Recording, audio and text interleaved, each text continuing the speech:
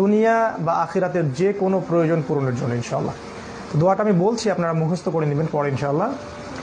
দোয়াটা হলো হাসবি আল্লাহ, হাসবি আল্লাহ, এখানে বড় হা, হাসবি আল্লাহ লা ইলাহা ইল্লা হুয়া, হাসবি আল্লাহ লা ইলাহা ইল্লা হুয়া আলাইহি তাওয়াক্কালতু, আলাইহি তাওয়াক্কালতু ওয়া হুয়া রব্বুল আরশিল আযীম, আরশিল আযীম, ওয়া হুয়া রব্বুল আরশিল আযীম। এই হলো পুরা দোয়াটা।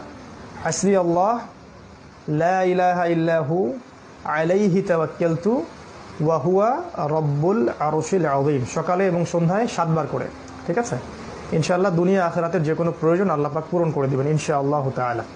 অর্থ হচ্ছে হাসবি আল্লাহ মানে আল্লাহ একাই আমার জন্য যথেষ্ট, লা ইলাহা ইল্লাহু তিনি ছাড়া কোনো ইলাহ নাই, আলাইহি তাওয়াক্কালতু আমি তারই উপর তাওয়াক্কুল করলাম বা ভরসা করলাম, ওয়া হুয়া রব্বুল আরশিল আযীম তিনি মহান আরশের রব, মহান আরশের অধিপতি।